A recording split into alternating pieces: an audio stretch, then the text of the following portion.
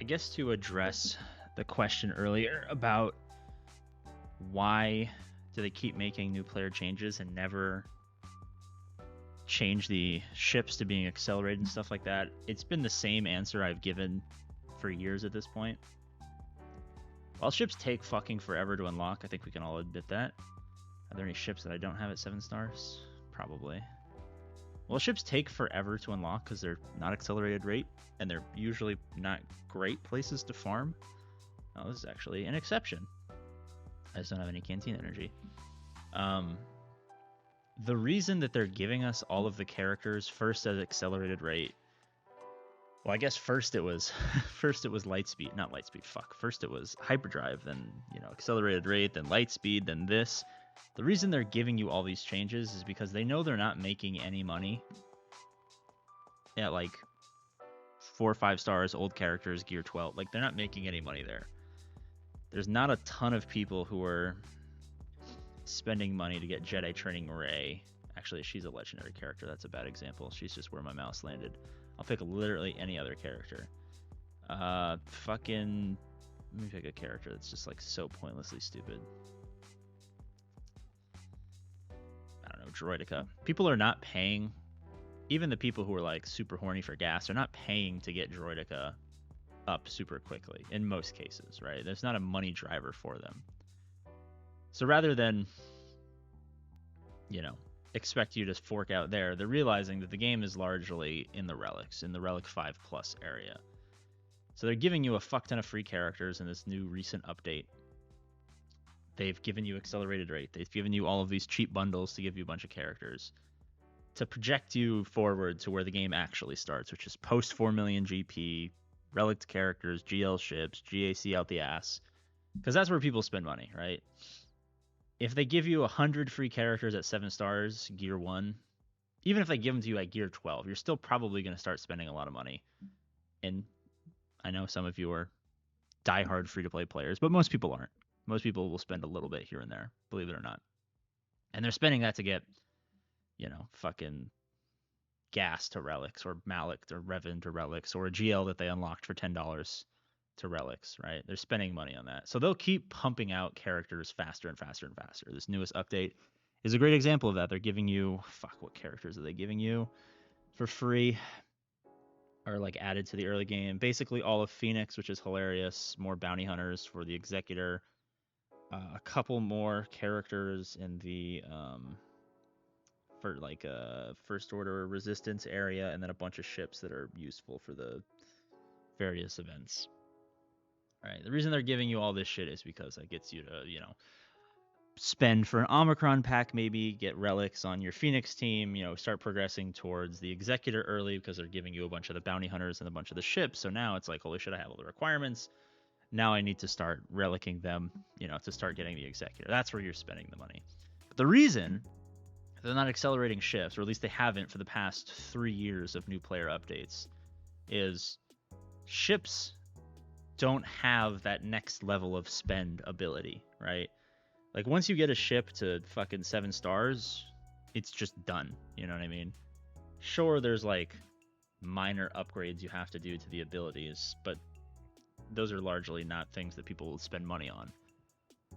So the longer it takes you to get the ship, it's not like longer it takes you to get the ship better, it just keeps you farming ships longer, which I guess maybe keeps you playing the game longer.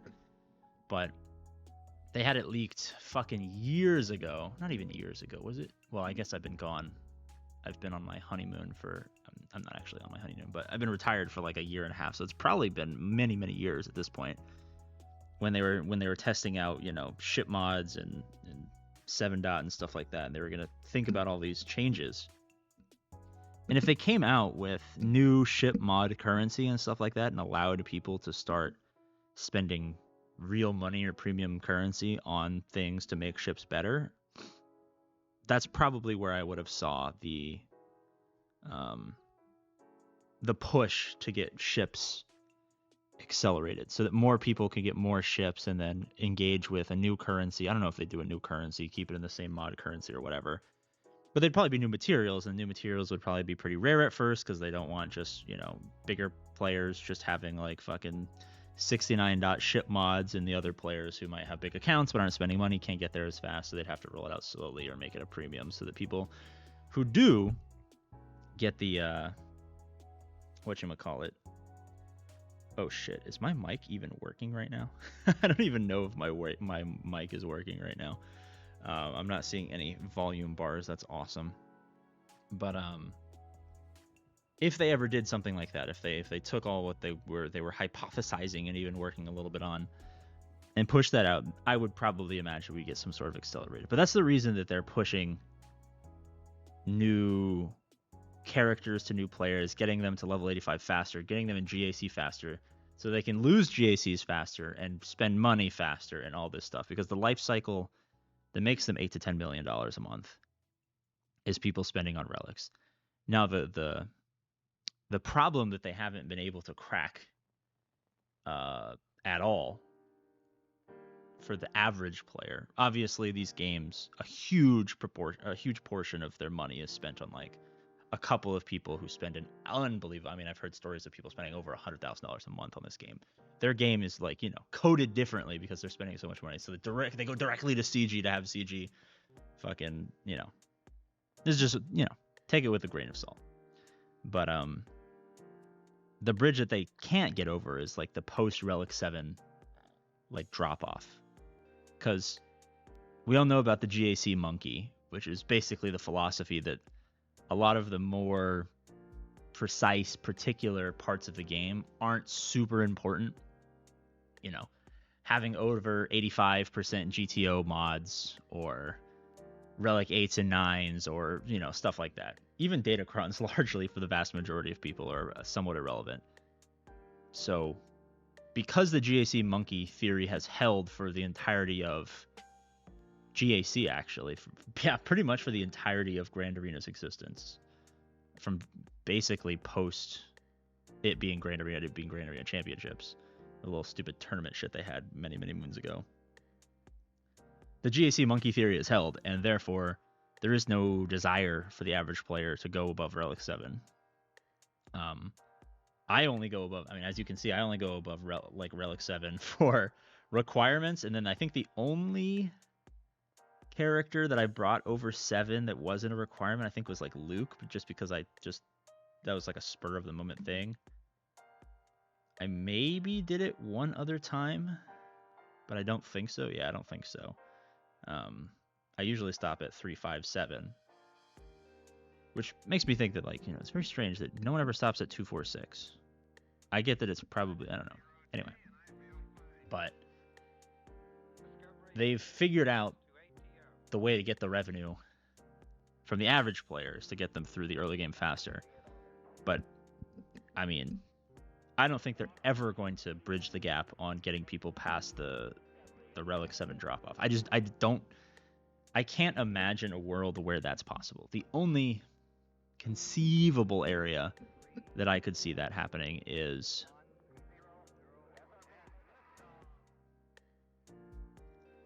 like a specific game mode that you can only participate. Like they tried to do it with territory battles with the later zones, but most guilds don't get super deep, and even when you do have them at high relics with good mods, it's still a crapshoot most of the time. That was their attempt at a game mode. It didn't really work. If they added new like the only way I could ever see that is if they just added another tier of assault battles that gave you really good shit. I don't know if there's an assault battle. I haven't done any events today. I know it's gonna reset soon, but I should probably do these. If they had an assault tier, an assault battle that added another tier that was maybe not only doable or not only accessible at R8, but they tuned it to where you probably needed R8 to 3-star it so you could sim it into the future. I could see that maybe having an effect for players who are the players who farm Jabba to get mod resources as opposed to just having a good defensive GL. I think that would maybe land a chord if they did it across every assault tier. They could probably get a few $100 across a few extra thousand or so few thousand people. Maybe 5,000 to 10,000 people spend an average of $50 or something like that. kind of a quick hitter. Maybe it tapers off into the future. Maybe it's a consistent thing as people get to the point where they can actually go through assault tiers. It becomes a consistent, just point where they can pick up an extra few dollars. But I don't really see that being the case for most people. So, yeah, it feels weird to be unretired. I guess I do in fact miss talking about the game. The new digs are great. There's a roof over my head. Fantastic. Thank you guys for watching. As always, I love you, and I'll see you later. Bye-bye.